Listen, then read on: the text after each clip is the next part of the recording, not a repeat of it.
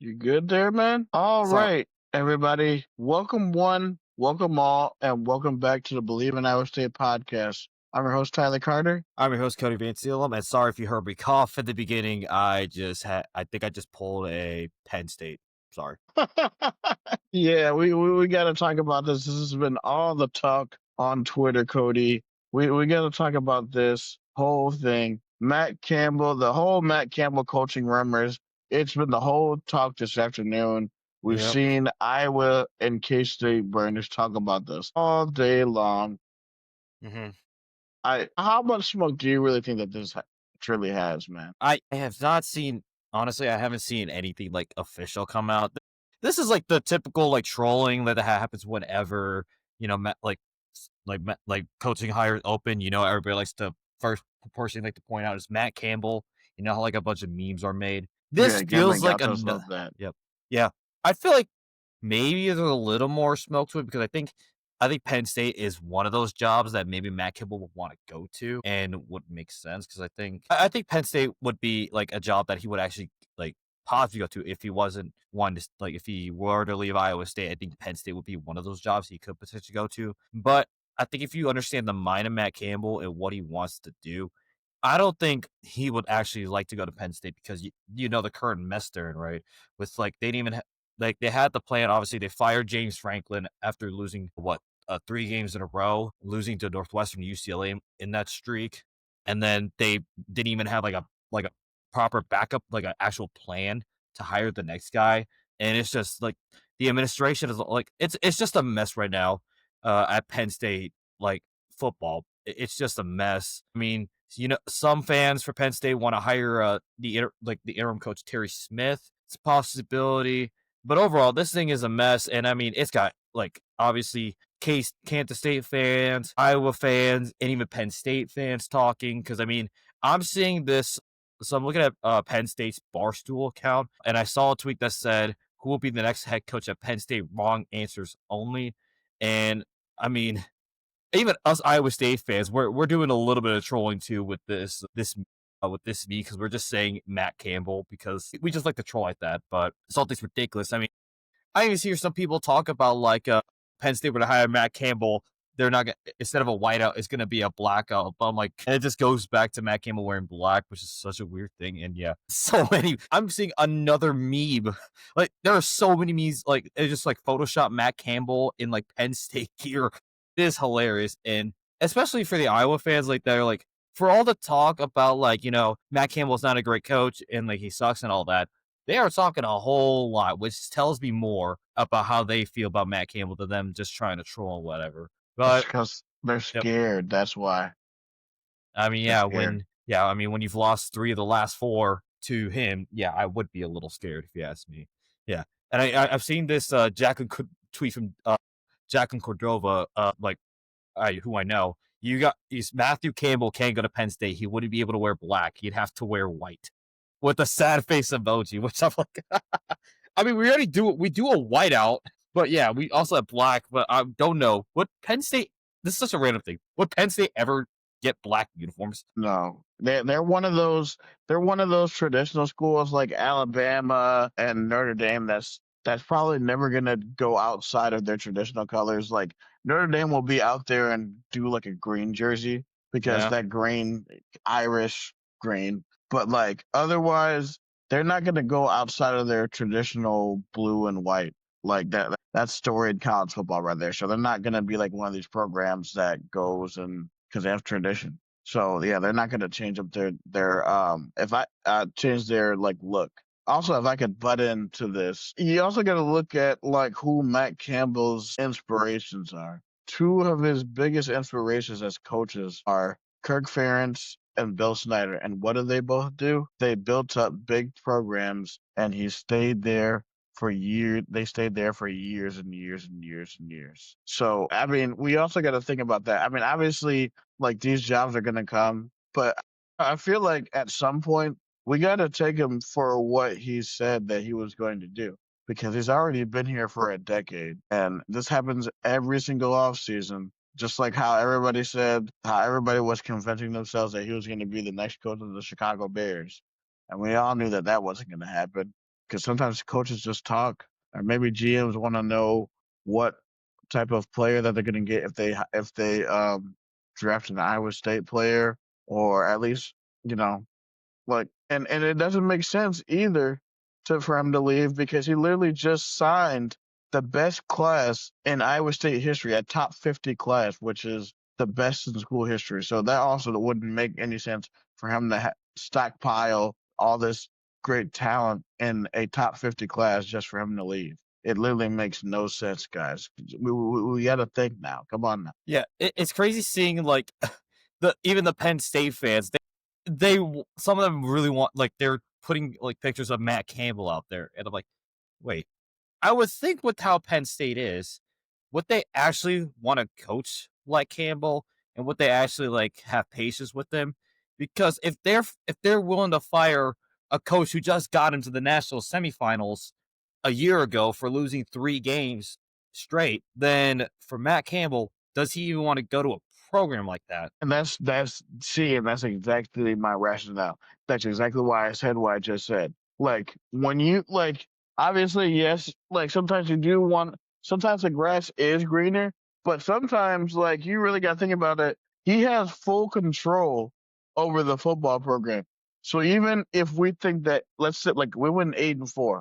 8-4 is still, and if we go 9-4, this will be probably our third best one of our best seasons in school history. Yeah. And obviously, as long as Matt Campbell feels that he can win here and win big here, he's going to stay. And he still feels like he can win here, and now he's in a groove to now where for high school recruiting and in the portal, he knows what type of guys that he's looking for his teams to be successful. So he has that down to a T. He knows the guys like whoever is on the scouting staff and on the other coaches that are good in recruiting. He knows the type of guys that he wants. So I mean, like going to a place that has higher expectations and in the same fan base like Penn State, I just don't know that would be a good fit. Yeah. Now, obviously, he's going to choose what he wants to do, but like to his previous body of work, I'm just going to say that he's going to be our head coach in 2026. Yeah. And I mean, he's like you mentioned, he like shot down like going to the Bears. I mean, other colleges have called for him, SEC schools, and then like I remember USC wanted to hire like Southern California wanted to hire him at one point, if I'm not mistaken, before they ended up with Lincoln Riley, if I'm correct. Yeah, So yeah. yeah.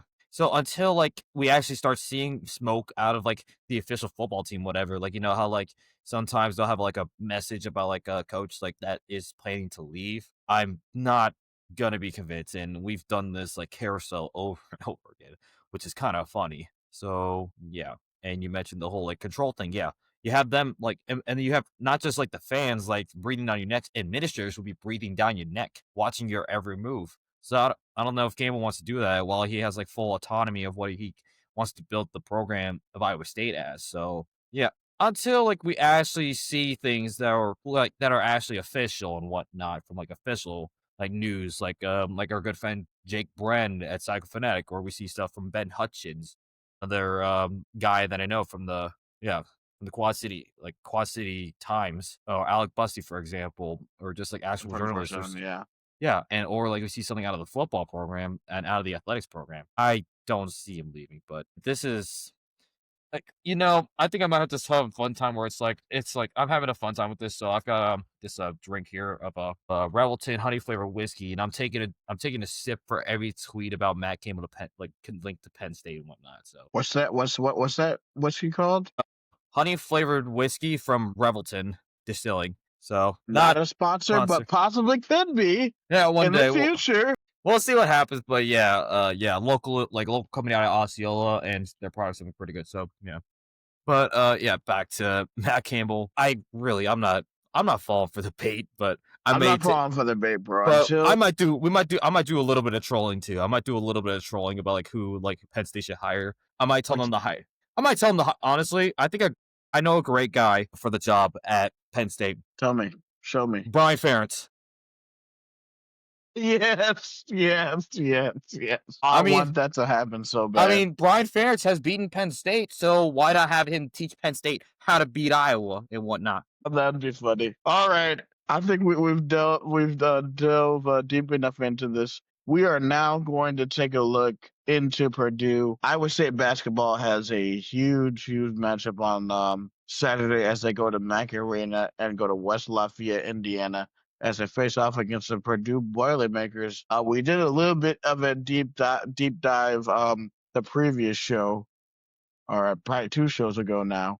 And we talked about the matchup between Kaufman Wren and Oscar Clough and Blake Buchanan, which I think is going to be probably the best matchup of the game. And I think Iowa State is going to have something to prove. The problem, I think one of the things is they're going to have something to prove because they're going to want to show Oscar Clough that he's like, hey man, you should have came here. Mhm. And Blake Buchanan is gonna have a opportunity to show up and show out in this game.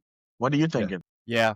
I mean, looking at the Ken Palm numbers, Purdue is currently ranked as the number one offensive rating. They're the number one team in the country in that regard. And Iowa State, I mean, after their performance against Alcorn State, where they scored a school record 132 points and 22 threes in that game, they've been bumped up to the top 10. They're number 9 in the country with their offensive rating, but the defense is still holding strong in the top 10 at number 6. So realistically, looking for Iowa State, obviously they want to definitely put ball pressure on Braden Smith and limit his major impact. At Purdue, I think they want to really get it to Braden Smith, let him make plays. And I haven't been able to really watch too many Purdue games, but from what I saw with them against Alabama, they were really able to just attack and let Brady Smith just cook. You have Fletcher Lawyer putting in numbers, and then Trey Kaufman run as well. So I mean, yeah, the usual. But take a look at I think their game against Rutgers actually. Yeah, Trey Kaufman Wren was their leading scorer with 19 points. He gets it done often in in the paint. He went 5 or 7 from the free throw line, but he also got 13 rebounds. So he's a guy that's going to fly in on the glass. You also have, yeah, Fletcher Lawyer, who can shoot a couple threes, who's perfect from the free throw line. Braden Smith, obviously the main guy, he went 50% from three, making 4 threes in the game against Rutgers for 16 points. Their perimeter shooting has been solid. Like they've had a solid shooting from the perimeter, but I think a better test. You have to go back to the Alabama game to look deeper. Yeah, Braden Smith, he's going to be the guy that's going to be shooting a good amount of threes. So, and he's a guy that you want to make sure that you want to ball pressure him, and him not be able to really get the ball out to somebody else because that's going to be ideal. And I don't know if Iowa State will be able to replicate the shooting performance that they had against Alcorn State at Mackey, but if they can do some of it, Man, like you saw with Jameer and Bateman. Okay, yeah, I guess. Well, I'm not sure what I was to say there, but with Jameer Bateman, he had himself a breakout performance against Alcorn State. 26 points off the bench for him. He was shooting he went 7% uh, from three. So it's nice to see that he's got some confidence in his shot. I also saw Milan Momcilovic go almost perfect from three. He went 8 for 9 ultimately with 27 points. Then Joshua Jefferson, once again, showing that he's one of the best players in the country and possibly contender for the player of the year, the Big 12. 24 points off 10 of 13 shooting. He was some quick offense. I mean, you go back to the game early on, Alcorn State got a 7-2 lead. TJ calls a timeout within the first 2 minutes, and Joshua Jefferson just takes that game over. He scored like 13 points in about 5 minutes. So his ability to take over games and able to get that offense going was really nice to see. And I think Iowa State will need some of that if they want to have a chance to win the game. Yeah, and I mean the fact that they're doing this without Taman, um, I think it really tells you the level that these freshmen are playing with. At with especially with Killian Torrey, he's just been a revelation on the defensive and offensive side, being able to score in transition after getting steals and going and being exploding to the rim and dunking. Yeah. I mean, at this point, we're all like, it's expected that Killian Torre gets a steal and gets a dunk. It's a patented play for him at this point to what like we like. It's like the equivalent of a pick six where I mean, you deny the other team at least 2 points. It's like a 5 to 6 point swing for like when Killian Torrey has that. Like we've seen it, I think, in every game where he's gotten a steal followed by a dunk.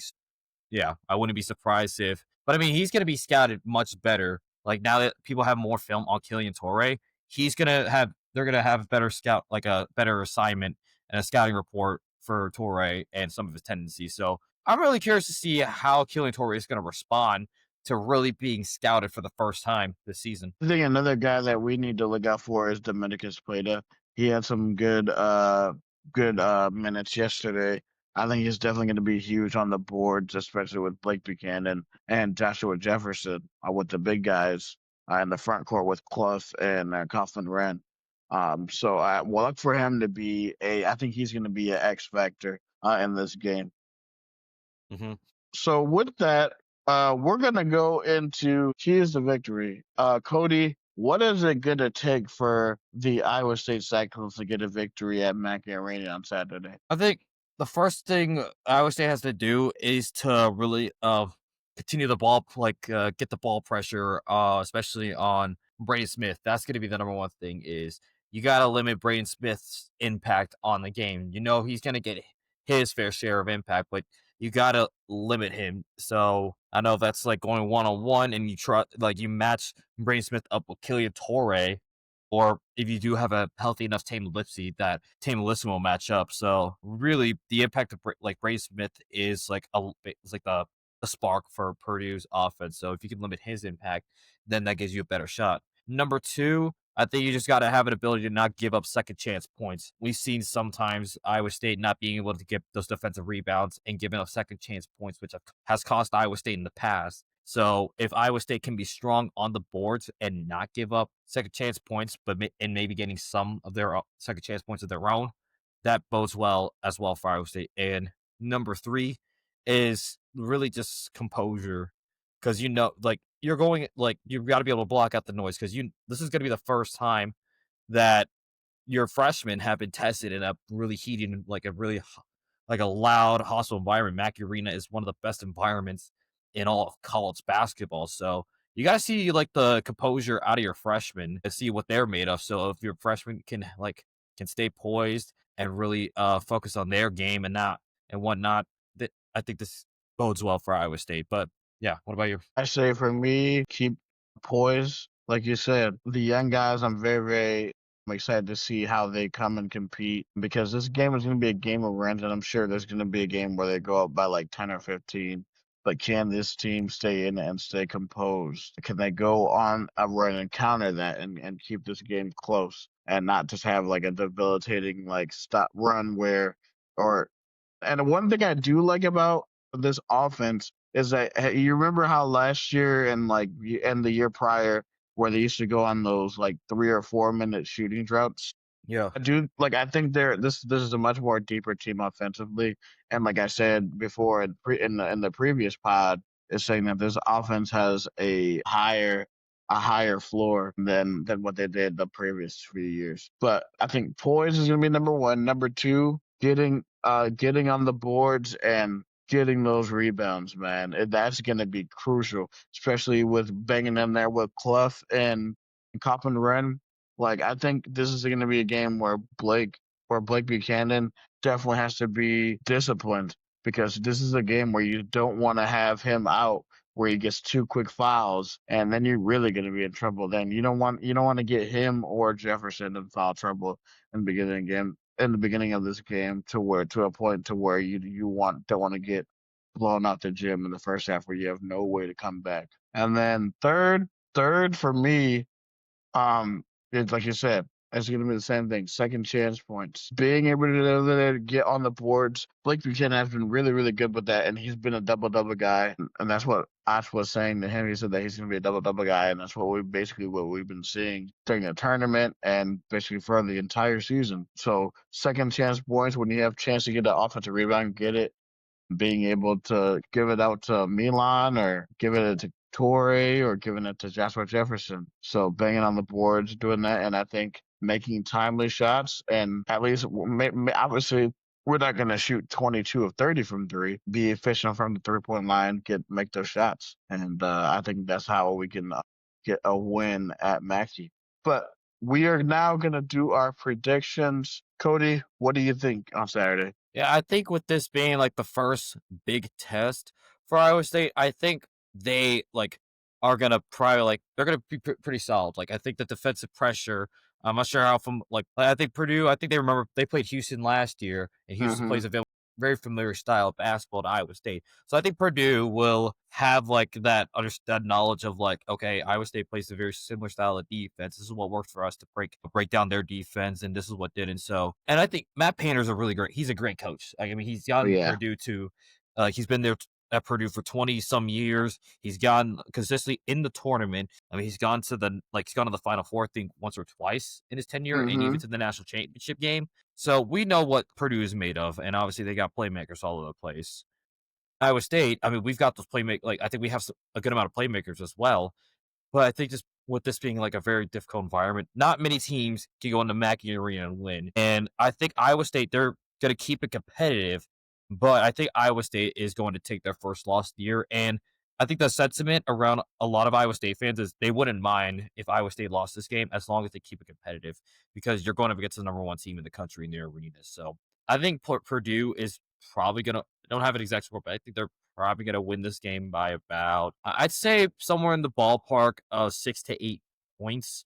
I think Iowa State and Purdue, they're gonna brawl throughout the whole game, and then Purdue's gonna have a run late that really pushes them over the edge. They might make plays down the stretch, but this should be a competitive game and a really fun one. And I'm just hoping this doesn't turn into what happened at Texas Tech when Texas Tech got absolutely destroyed.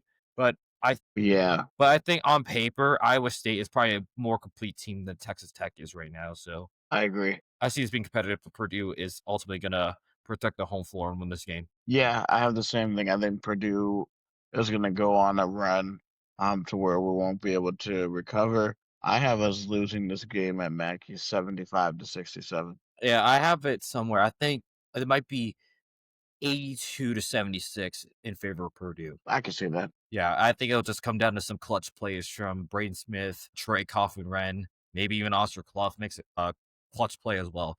I think it's just going to come down to who can make that one more play to put their team over the.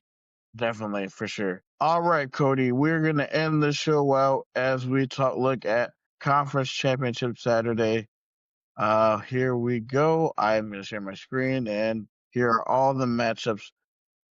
Usually we have max and stuff, but now we are at the end of the season, so now we have 2 days of games. So we are going to start off with the Friday slate. We have they're basically all group of 6 games, so these are all going to be in great matchups. So we have the Troy Trojans going on the road to Harrisonburg, Virginia, to face off against James Madison.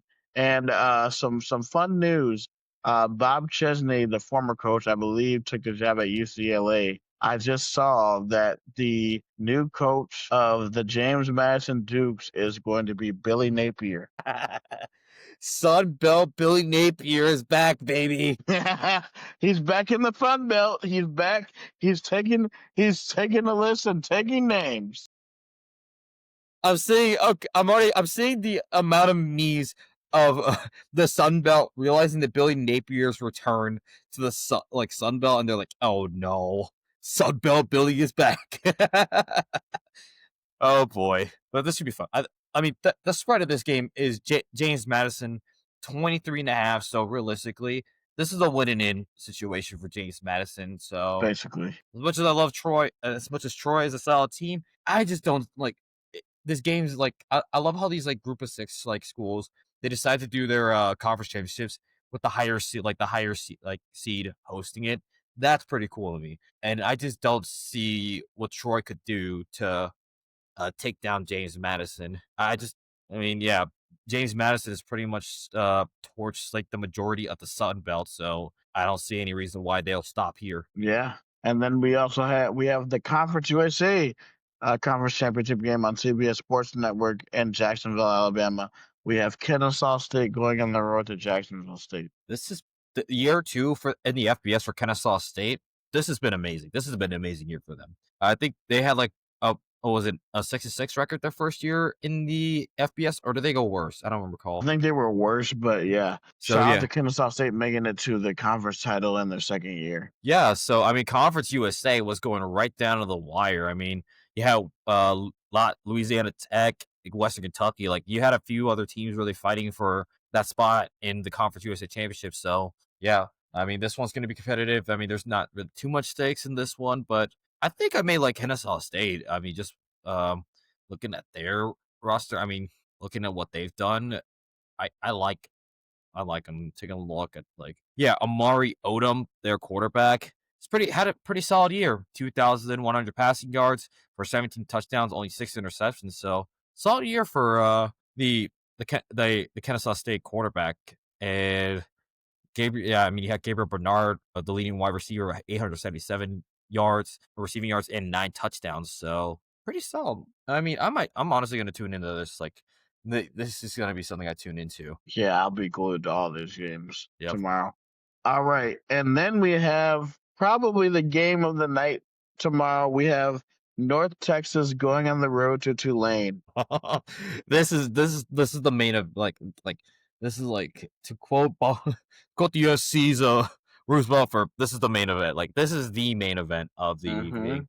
The mean green of North Texas and the green wave of Tulane. I mean, these two are fighting to essentially be in the playoff as one of the as the G like a G6 representative. So I mean, whoever wins this game, they're likely going to the playoff as at least one of the G group of 6 teams. So I'm excited for this one. I'm very excited for this one. Seeing Drew Mestamaker take on Tulane Jake Retzloff. That's gonna be a fun quarterback matchup. Yeah, this is going to be a fun quarterback matchup. Both these coaches are leaving after the season. Yeah. And I'm looking at the total for this game is 66.5. Good So Lord. Points Vegas is galore. expecting fireworks in this game, and I could see that honestly. I could see that. Yeah, Cody is definitely going to come down to the final snap. I can't wait to watch that one. Nostalgia of like the old Big 12 where Yeah, defense baby. was optional. Yeah. And then on Fox, also at 7 o'clock, the UNLV Rebels, led by former Florida head coach Dan Mullen, take on Boise State, who got into this game due to tiebreakers because there was a 4-way tie in the Mountain West due to San Diego State losing to New Mexico. And a lot of people have San Diego State as a shoe-in to go to the Mountain West Conference title game. But because of their loss in New Mexico, it caused a 4-way tie at the top of the Mountain West. And through computers, they generated UNLV versus Boise State as the Mountain West championship game. And this is a rematch from last year's game. But yeah, this is going to be a fun matchup. I'm taking UNLV to win the Mountain West. Yeah, it's kind of crazy how Boise is like hosting this game, even though UNLV is 10-2. But I digress. Yeah, it doesn't make any sense. Yeah, All so. right, and then we go to Saturday to where we have the Big 12 championship. And if you heard, this game is sold out. We're going to see blue on one side and red on the other side as BYU goes and faces Texas Tech in a rematch. Yeah. Yeah, you mentioned a rematch. Yeah, this is a rematch of the big college game day matchup that was back in Lubbock, where BYU just could not do anything offensively against that Texas Tech defense. And for this game, like for the purposes of this game, if I don't know if you're in the camp of you want BYU like to win this game, so the Big 12 gets 2 teams in the playoffs, or you want Texas Tech to have that first round bye. Where are you at in this camp? In the 2 camps? I sort of want BYU to win because I want to have two teams in the playoff. Mm. It would be nice to have Texas Tech have a bye, but getting 2 teams in the playoff would be awesome. Yeah, and I mean if that's the case, with BYU winning this game, I don't think would Texas Tech drop far enough that they would have to go on the road to a playoff game, or would they still be a high enough seed to at least host a playoff game in Lubbock? I think it honestly depends on what the margin of victory is. Because if it's like a close one and they lose 31-28, I really don't think that they're going to go that far. It's going to depend on what happens in Georgia, Alabama, and Indiana, Ohio State. because if both those are like blowouts, then both of those teams could fall, and Texas Tech could probably stay at 4. But it really depends on how this game goes, honestly. And I mean, the thought of the thought of Lubbock hosting a playoff game would be kind of intriguing. I'd love to see that, man. Yeah. And then but also at 11 a.m. you have Miami of Ohio taking on Western Michigan in the MAC championship game. Haven't been able to keep a tune up, but Western Michigan is looking pretty promising. I mean, Western Michigan, I trust the Broncos of Western Michigan. So yeah, but Yeah. tune into this one around the same time. Watch the Big 12 title game. Well, and that I mean, we gotta watch that basketball game too. My TV screen is gonna be just filled with sports. So if you have YouTube TV, make sure you have quad view. Yeah. And put it on the quad view. Yeah. All right. So that is the noon slate. We get to the SEC championship game we alluded to a little bit. Georgia taking on Alabama. Now for this one, Alabama loses this game. They lose the SEC championship game. Does Alabama get dropped from the playoffs? Yeah, I at 10-3, I don't think they stay in. I think they're out. So yes, for Alabama, I would say this is kind of must-win territory. But I mean, Alabama, they did beat Georgia in the SEC championship in a SEC conference game earlier in the year, but that was in Athens. So I think things could bode well for Alabama. But I think this Georgia team, I think they're built a little bit better. I think they are a little bit better than years past where Alabama's run through them, and I think Georgia could find a way to beat Kalen DeBoer and company. So I'd say Georgia's offense got better as the year went on. So I think Georgia will get their lick back in this one. Mm-hmm. And I mean, wouldn't that be nice for Georgia fans to be able to say, not only did we win the SEC title game, we kicked out the Crimson Tide out of the playoffs. The shit talkery that's going to happen if that happens, it's going to be crazy. Oh, it's going to be insane. Now this one at 7:00, the 7:00 slate is going to be interesting. We have number 1 versus number 2. I never thought I'd be saying this in my life, but we have number 2 Indiana. Yes, you guys, we're not talking about basketball. This is football.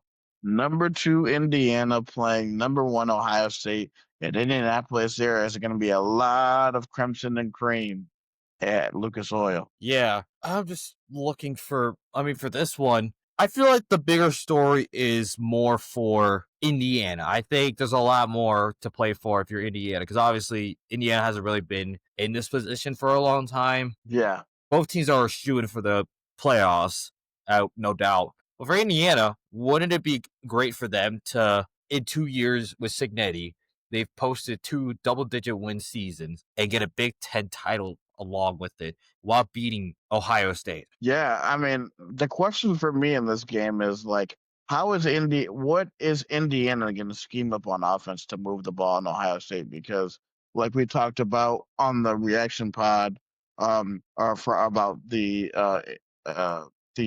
rivalry week recap, man, nobody has really challenged this Ohio State team deep. So I look for Indiana to do that, but can they do it? We'll have to see Saturday. Yeah, for sure. It's overall, and I mean, Julian Saint could definitely like cement like his Heisman case with the great performance in this game. He can wrap it up in this game. And then also at 7:00, this is where chaos could potentially happen. More chaos can happen.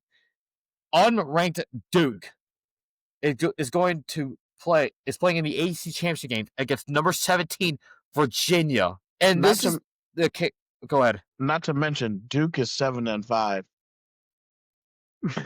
Forgot about that. And how Duke even got in this game is because of tiebreakers. The chaos that happened in the ACC. You had Miami beat Pittsburgh, and then you had Cal beat SMU, where SMU was a winning in, and that opened the door for Duke to get in because of like crazy tiebreakers in the ACC.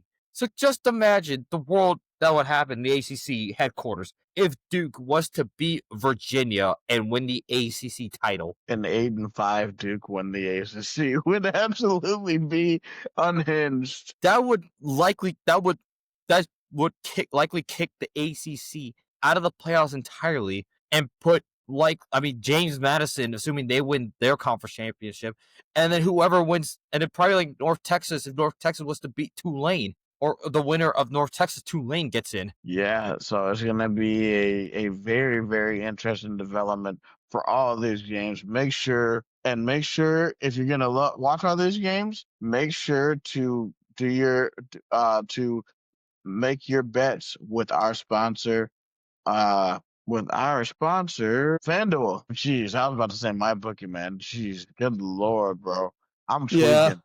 Yeah, Yeah. yeah. But with FanDuel, you get I'm pretty sure they have a lot of college football tokens up and ready for running and ready for conference title Yeah. Saturday and also for Thursday night football. We're gonna take a look at that and look at the sports book right now. Yeah. I mean, I've been actively on FanDuel. Unfortunately, I put a 4-leg parlay yesterday for some college basketball. I put a couple of legs on the ACC SEC challenge and also Indiana at Minnesota. So I had Indiana money line, Alabama money line, Arkansas money line, and Auburn money line. And Mm. you obviously know which one sold me out, right? What? Indiana losing to Minnesota. That one hurt. But I mean, I was correct to not bet against John Calipari because I mean Arkansas did pretty well. Like they had a really good game, and then Alabama was able to clutch out a win against Clemson, and then Auburn, man, they they look like they haven't missed too much after the retirement of Bruce Pearl. Nah, it's like they haven't missed a beat at all. They're looking at one of the top teams in the nation once again. Yeah, yeah. I mean, we got to take a look at Dallas at Detroit. Your Dallas Cowboys, take it away, man. All right, here is the same game parlay tonight for Cowboys at Lions. You have, and this one is plus 618. A $10 wager wins $62. So you have Jameer Gibbs anytime touchdown score, CeeDee Lamb anytime touchdown score, Dak Prescott plus 250, and then Jamison Williams plus 70 yards. There have already been 33,414 people that have placed this bet. You can be number 15. Here are also the promotions that we have right now. As always, at $5, you get $150 in bonus bets if you win. There's a $2 million touchdown jackpot. So where you use your token to place an inside TD wager on the game. If your player scores the first or last TD, you get a share of the $2 million in bonus bets. So try your luck with that. If you're in the hockey, there's a 25% profit boost. There is a 30% profit boost for tonight's game. Make sure you take advantage of all of these. Make sure you check your bets on Prime Video through the NBA. There is Bet Protect. So Bet Protect is if you place a pre-live player prop wager and your player exits the game in the first quarter and does not return, you'll be refunded your stake. So have no worry. If your player gets hurt, you will get your money back. Also, Daily Play, $100,000 in bonus prizes and a refer a friend for 100% profit boost. All right, and that is everything that is offered with FanDuel. If you know ball, go and make money. All right, guys, we are going to end tonight's show. Thank you guys, as always, for supporting the Bleav in Iowa State podcast on FeedSpot. We are a top 15 sports podcast in the state of Iowa, and we are a top 40 most listened to podcast in the state of Iowa. So thank you, state of Iowa listeners. Thank you, everybody who supports us. We love you more than ever know. Find Cody on Twitter at Fomac Campbell. Find me on Twitter, Tyler at SciTi Guy. And make sure to follow us on social media on Twitch. We're at Bleav in ISU 2025. Here's where else you can find us: Twitter, YouTube, Facebook, TikTok, and Instagram. And that is tonight's show. So for Tyler Carter, And for Cody Van Steelum, this is the Bleav in Iowa State podcast. Roll clones, baby. go Cyclones.